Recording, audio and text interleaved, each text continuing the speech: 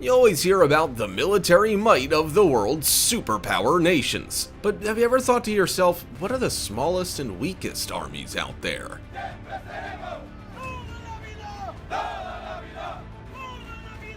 Well, you're not alone, as so have we. If you're interested to shine a light on these puny armies, then look no further than our list with a few surprising inclusions.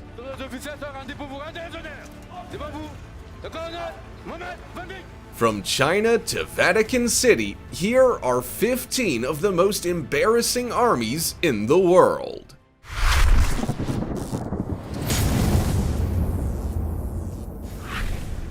Number 15.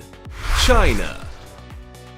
China's military is full of pathetic, spoiled, and soft soldiers. At least it is according to officials from within the Asian powerhouse. This can't be right. I thought China was an efficient machine capable of dominating the world. Well, they might have been if it wasn't for the one-child policy put into place in the 1980s. That's right, the Chinese government really shot themselves in the foot when they put this policy, which restricts a family from having more than one child, into place. The result was generations of overly pampered and spoiled children who grew up with no siblings, meaning all of their parents' and grandparents' attention was directed right at them. While this must have been nice for the kid, it meant the recruits for the Chinese Liberation Army were awful, non-disciplined, overly enthusiastic soldiers. If you were to dare to go against this one-child policy, you were left to feel the wrath of the Chinese state, not to mention the fact that you would have your child taken away from you with no way for the parents to contact them or know their whereabouts. Full of wimps, the CLA was usually left looking embarrassed whenever they overstepped their capabilities on the international stage.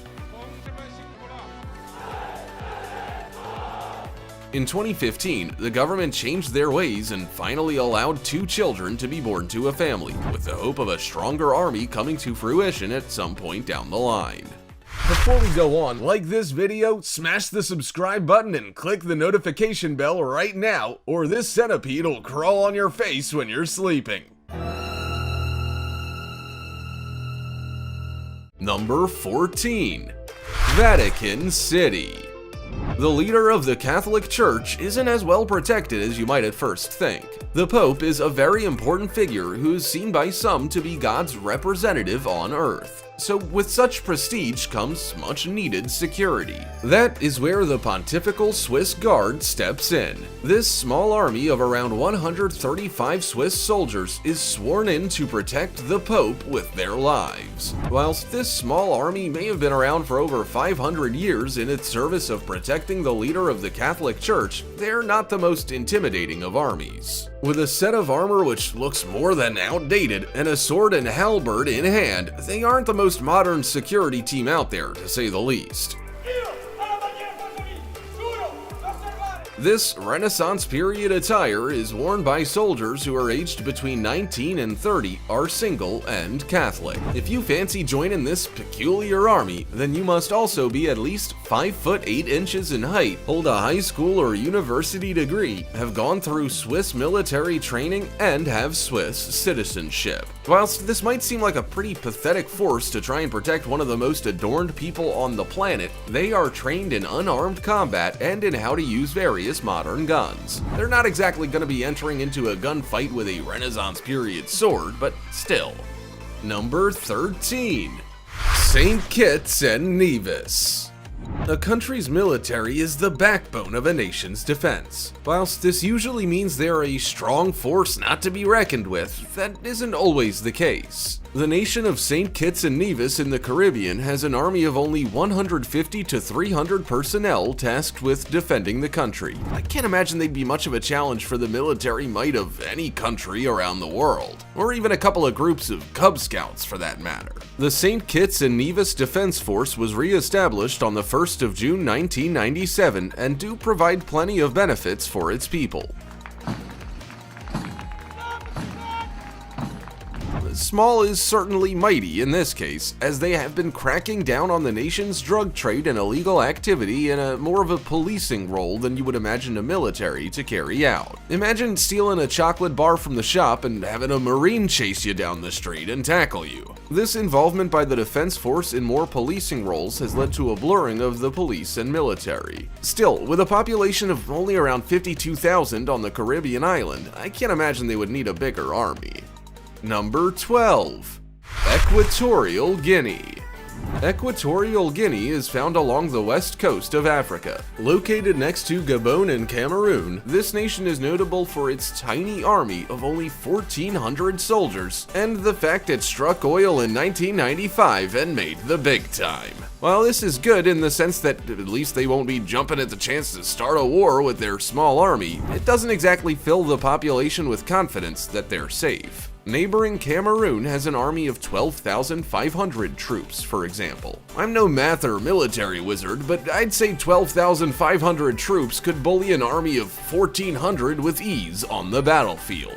Equatorial Guinea isn't the most stable of countries either, with its leader, President Teodoro Obiang, coming into power from his position as a general after overthrowing his uncle, Francisco Macias Nguema. Sounds like some drama you would expect to hear from a soap opera or reality TV episode. If I was the leader of Equatorial Guinea, I would ensure I was on good terms with its far stronger neighbors, making sure I remember to wish them a happy birthday every year for a start.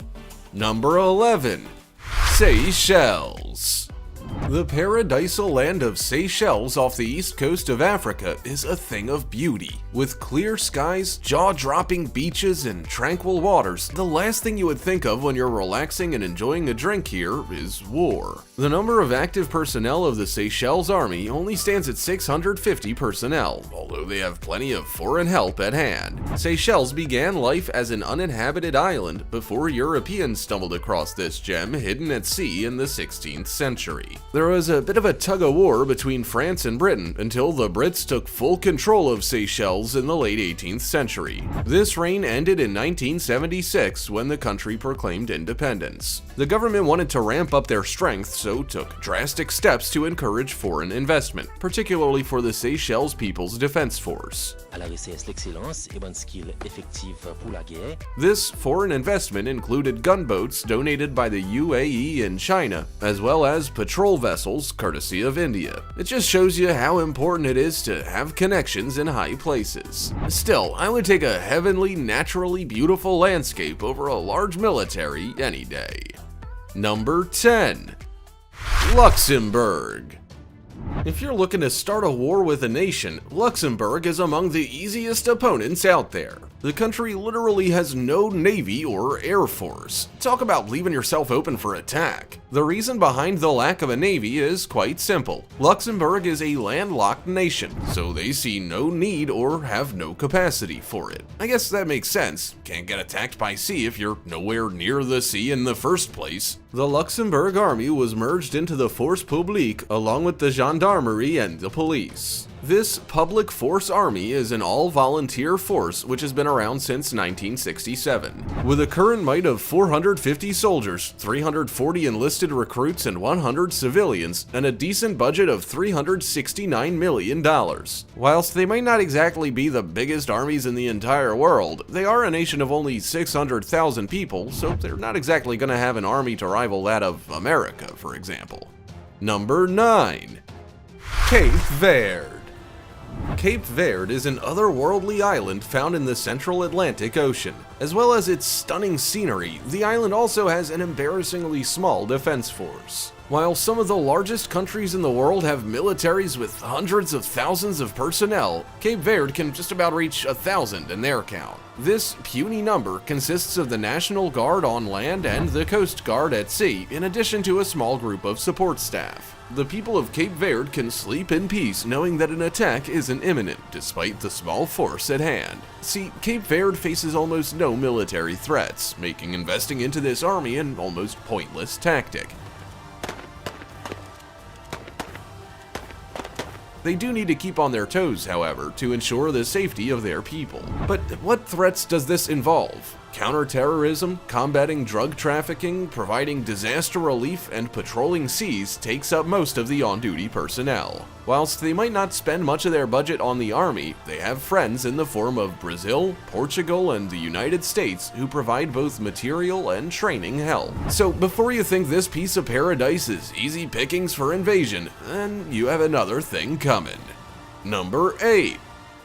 Sao Tome and Principe. There are some reputations you want to avoid having as a country. Having the smallest army in the whole continent is definitely up there on the top of the list. That is the reality for the African island nation of Sao Tome and Principe, who's fit for military personnel only being a reported 20,188. Even though the number of police officers has continued to rise in this country, citizens are still not pleased. The consensus is that the police are ineffective and corrupt. What a PR nightmare. The poor public image of the police isn't helped by the fact that the infantry's equipment is very basic and only replaced after 25 years when the tropical climates have beaten it to death. This crowd is far from the type who keep updated with every edition, clearly, unlike some Apple users. With poor pay, terrible and unsafe working conditions, and serious nepotism in the deciding of who gets promoted, it should come as little surprise that there was a coup in 1995 and 2003.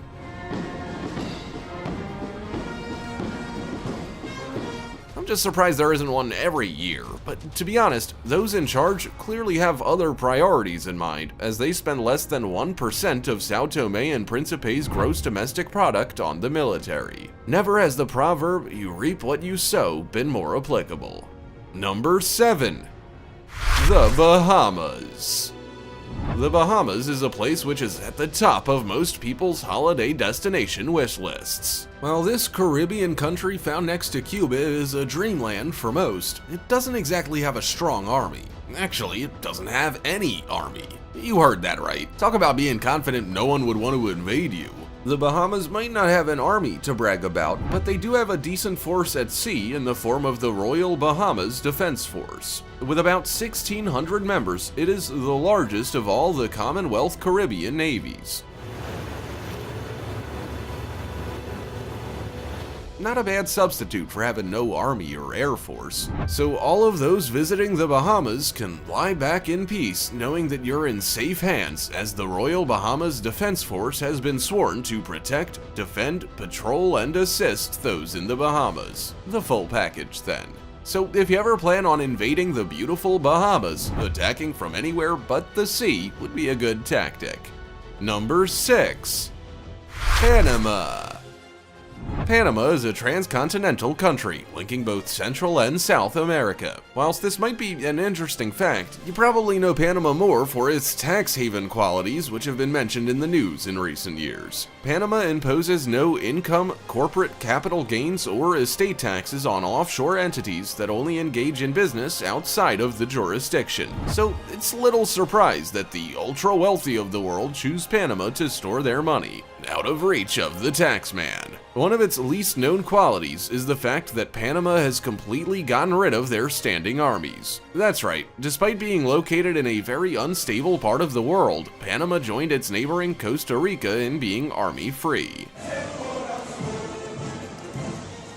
Considering the number of wealthy individuals who hide their money in Panama, I'm sure it is a well-protected place. They aren't just local hippies with no security force either. Panama maintains armed police, internal security forces, and small air and maritime forces. This must be a relief for inhabitants, especially considering they border with Colombia, who doesn't exactly have the greatest of reputations when it comes to ranking in the world's most peaceful countries.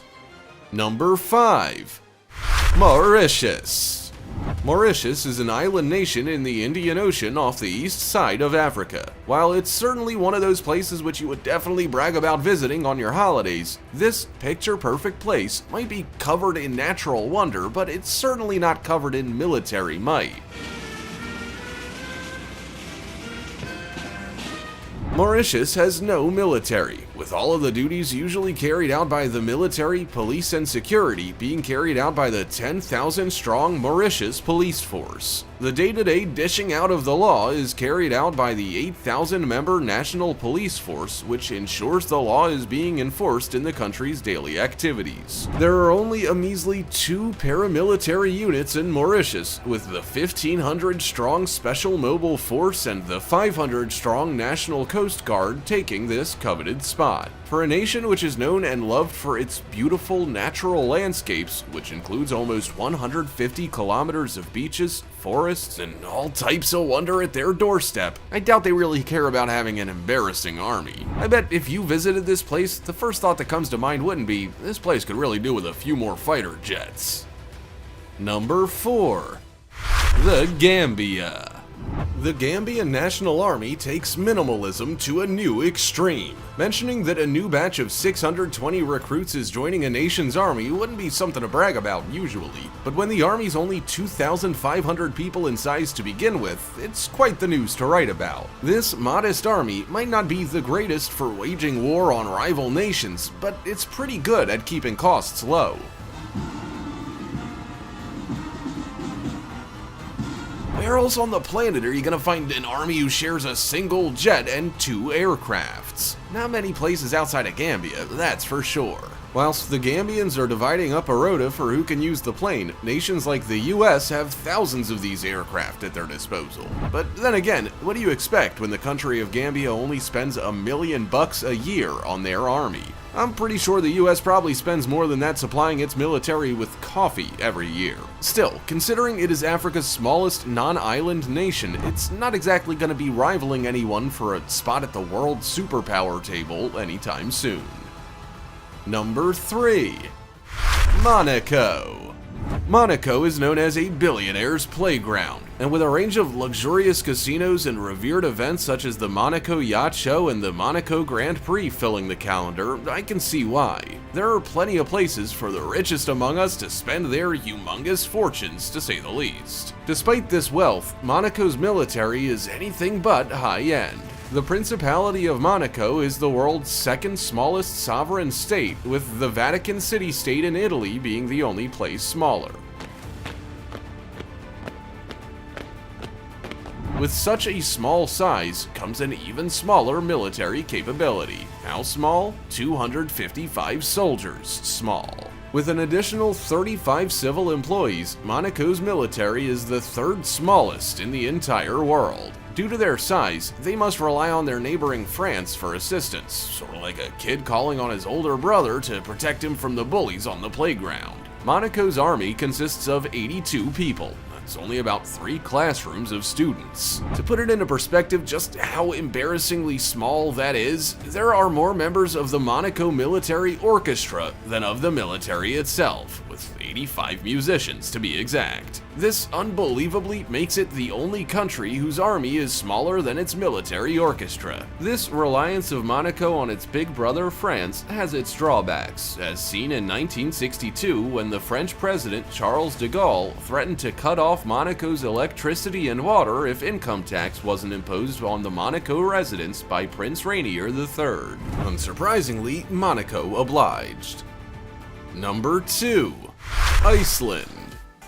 Known across the world as the land of fire and ice, Iceland is a country filled with contrasting landscapes. In one corner you have some of the largest glaciers in the whole of the continent of Europe, whilst next door you have some of the most active and violent volcanoes on the planet. While in the winter months, there are days where the sun barely rises for 5 hours. Iceland is a beautiful but old country that I would recommend anyone visiting, but it is embarrassingly weak military-wise. In regards to its defense, it consists of the Icelandic Coast Guard, whose main duties involve patrolling waters to make sure no one's drowning, as well as keeping an eye on the airspace. Other units include the National Commissioner's National Security and Special Forces units. Despite all of this, Iceland is actually the only NATO member which maintains no standing army, and with its Coast Guard only consisting of 3 ships and 4 aircraft, it's safe to say that Iceland's natural beauty is certainly more notable than its military might. Don't worry, Iceland, we still think you're great. You still have your Viking roots, northern lights, and the mountain from Game of Thrones to brag about.